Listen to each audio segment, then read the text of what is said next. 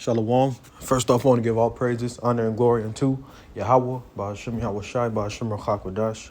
Double honor to the apostles and elders of Great Millstone who go well as double honor to their elders. Peace and blessings to the 144,000, pushing his word with all truth and sincerity, as well as peace and blessings to all the believers of Yahweh Shai. Now, it's just going to be a quick lesson, proving that, Revelation 13 and 16 is associated with end time prophecy, as you see in the title right here. Lord willing, this lesson be edifying and to the point. I'm just responding. The Apostle Tahar and brothers been doing lessons going in on IUIC. They trying to use bringing out articles talking about Nero and how he had his face engraved on the coin, going into the word charagma and stuff, trying to associate Revelation 13 and 16 during that time. But that this is end time associate for right now, lack of better terms. It wasn't back then during the Roman Empire, but as I was just listening to Elder Yashawamba lesson. Let me pull it up here. Okay, he did a edifying lesson going into that. It's good that they brought this out because the thing that had been, history repeating itself, as Ecclesiastes 1:9 says, going into that. But this time it's not gonna. It's gonna be a physical market. As it was physical back then, the coin, but it's going to be that grain of rice. But let me not ramble on. But go check out this lesson. Go subscribe to the LD Yashawama page, Rem to Save 144. But let's get right into it. Let's go to Revelation 13 and 16. Because there's a judgment associated with this, that helps us prove, that this is talking about end time prophecy, not back then. This is something waiting to happen. We're waiting for the fulfillment of this to happen, Revelation 13 and 16, it says, and he had power. And who is that he? It's talking about the beast, which is NATO and the EU. And who's riding that beast? America, You got these elite banking families controlling all the shots, And he had power to give life unto the image of the beast, that the image of the beast should both speak and cause that as many as will not worship the image of the beast should be killed. And what's the image of the beast? Going into the ancient Roman Empire. That's the image. How back then you had a Senate house. Let me just pull a precept here in the Maccabees. The similarities between the ancient Roman Empire and now. There are many. Is it? Let me see. Where is it at? Slacky, bear with me. I know it's somewhere. Let me just search it.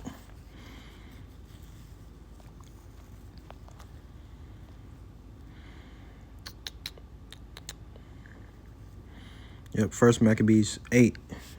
No,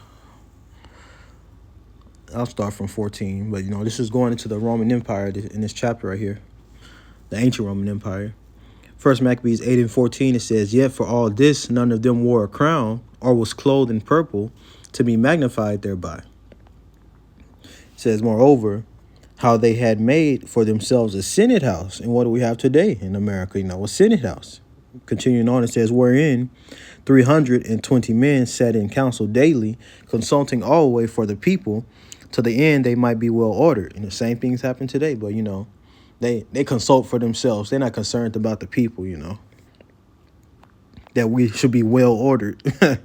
Verse 16, it says, and they committed their government to one man every year, a president. We have one man over us every 4 years, It says, who ruled over all their country, and that all were obedient to that one, and that there was neither envy nor emulation among them. So these are some of the similarities between the ancient Roman Empire and the America, which is Rome all over again, Rome 2.0.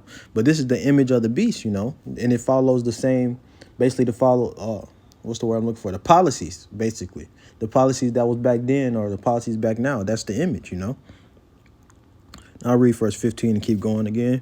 Revelation 13 and 15.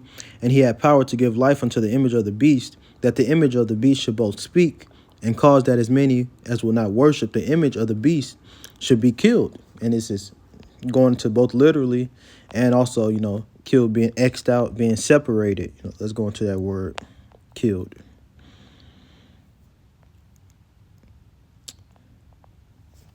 Yeah, okay, so this, let me just Strong's play it here. G 615. Apartaino. Apartaino. Apoctino, on the outline of biblical usage, it says to kill in any way, whatever.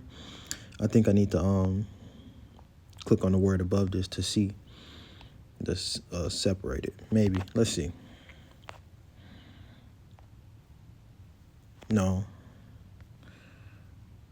Salakia, bear with me. It's been a minute since I went into this word killed, to show that it also means, that you'll be separated. But if I don't get it, it's fine. I'll keep going.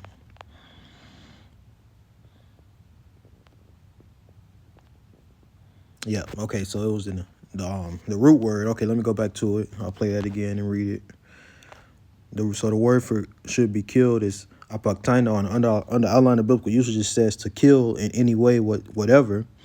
And then you click on the root word here. Strong's G 575. Apa. Apa. And then you see under outline of biblical usage, and this the first one, this one I want, of separation. So for not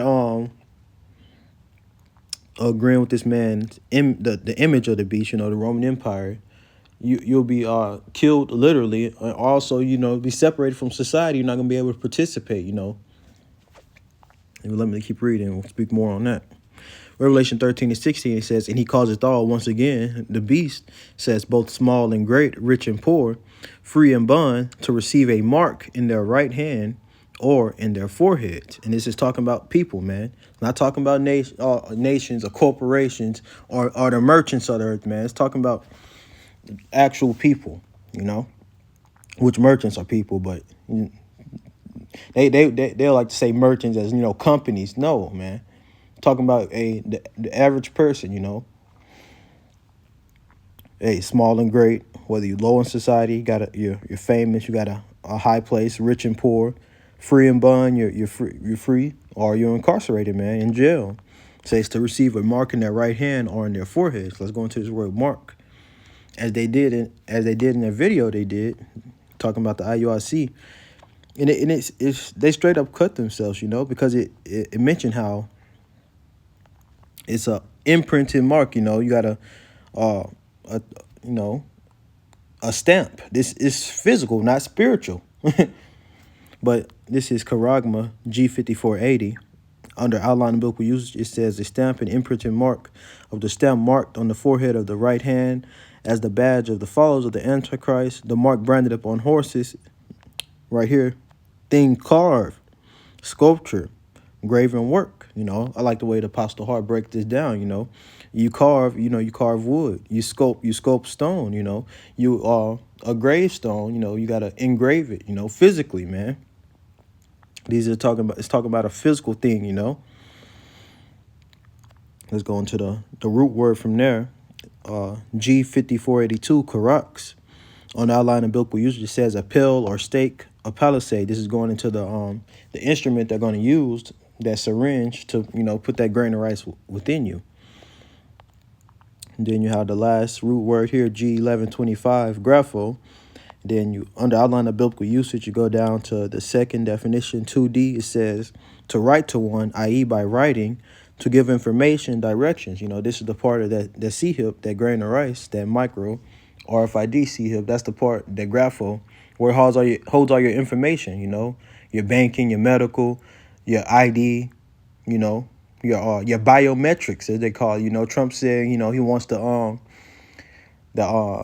complete that. In 2016, he wants to complete the entry exit visa, biometric entry exit visa, and biometrics, that's going into bio meaning life. And let me just look that up, because I looked it up last time for metric. I didn't like the definition that I saw for metric, but in a nutshell, I like the way the Google AI puts it. for biometrics to tell you literally, what it is. Let me just type it in here.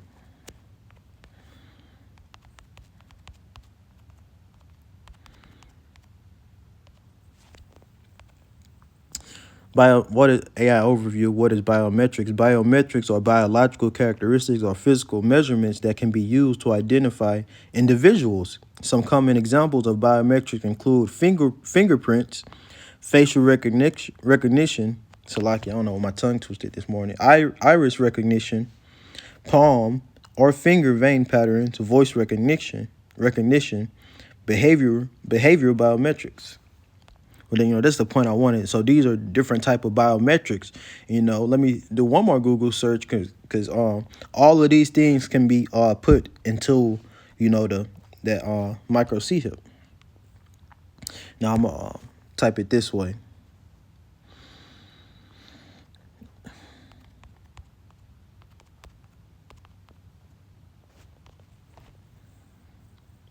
All right, that's the way I put it. Now let's read.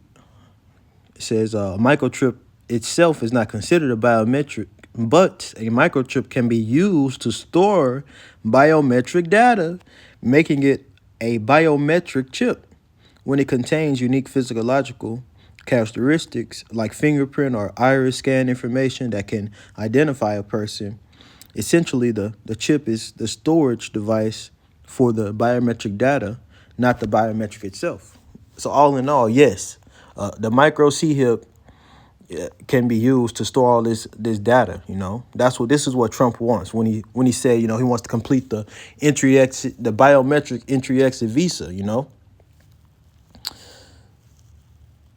Yeah, let's read this right here. Microchip function. It says a microchip can be implanted to store this biometric data, allowing for a quick identification through a scan. This is what the Apostle John saw, man. People lining up, people using their hands and their foreheads to get scanned, to participate in society. Let's keep going. Verse 17. Revelation 13-17. Well, let me go back and make a point in 16 because you said a mark in their right hand or on their foreheads, and we see different companies doing this right now. Elon Musk, is a headliner for the forehead, with Neuralink, but there's other companies like Neuralink, and there's companies Wallet More, doing the C hip that's in your hand. Now continuing on, Revelation 13-17, and that no man might buy or sell save he that hath the mark or the name of the beast or the number of his name. So you're not going to be able to buy or sell unless you got the mark. It says, or the name of the beast, and that's dealing with Esau putting that mark up in you. Now he's putting his name upon you. You don't belong to Yahweh Shem Yahushai anymore. Now you're property of Esau Edom, this so-called white man. And it says, or the number of his name, 666. Verse 18, here is wisdom. Let him that hath the understanding count the number of the beast, for it is the number of a man, and his number is 666, which is Chi Psi stigma. We can go into that for a second before, get to the main point I want in this lesson, because the main point of this lesson that this is associated with end time prophecy, and we're gonna get to that. But 666, let's get that.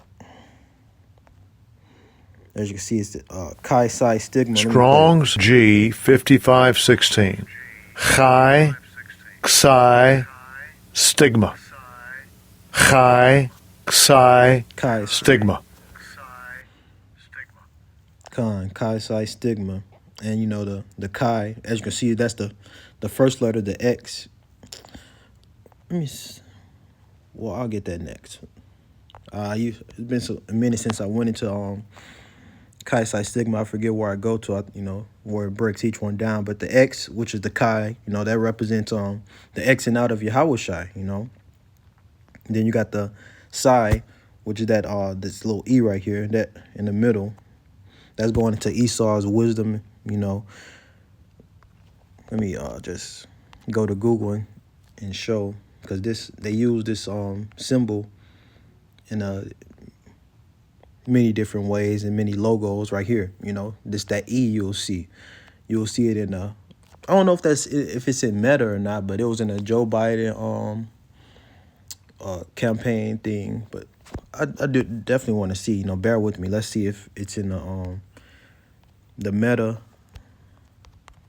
Elon, not Elon, but what's that? Zuckerberg, whatever, the guy who owns Facebook. Let's see his logo. I just want to see if he put the E in there. Nah, he didn't.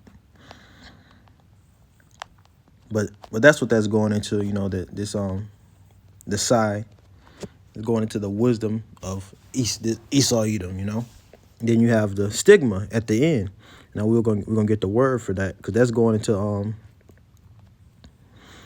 actually being pricked inside of you. So this is stigma here. Let's read Strong's G 4742.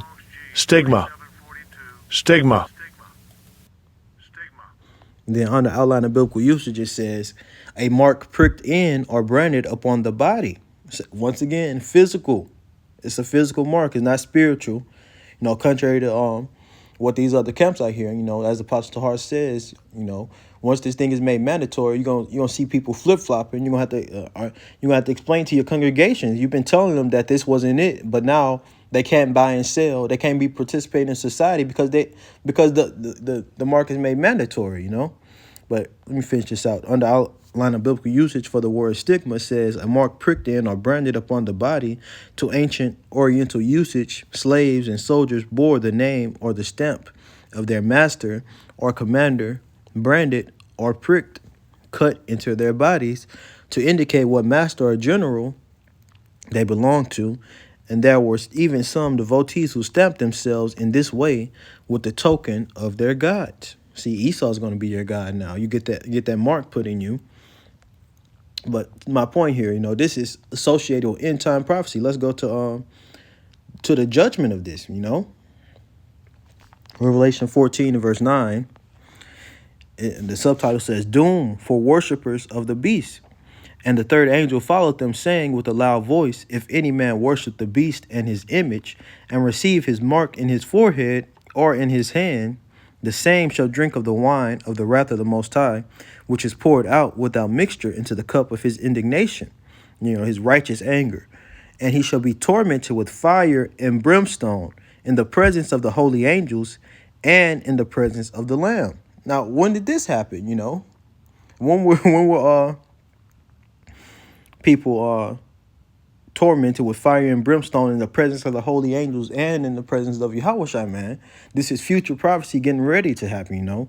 This is the judgment for taking that mark. As it said in verse 9, and I'll read it again. "And the third angel followed them, saying with a loud voice, If any man worship the beast and his image, and receive his mark in his forehead or in his hand, the same shall drink of the wine of the wrath of the Most High, which is poured out without mixture into the cup of his indignation."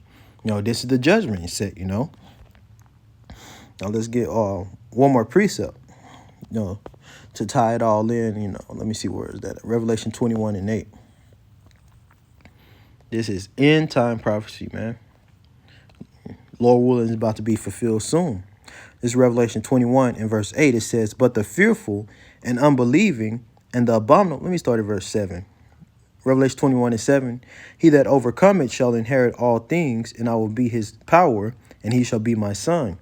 But the fearful and unbelieving and the abominable and murderers and whoremongers and sorcerers and idolaters and all liars shall have their part in the lake which burneth with fire and brimstone, which is the second death." Now going back to let me just go here.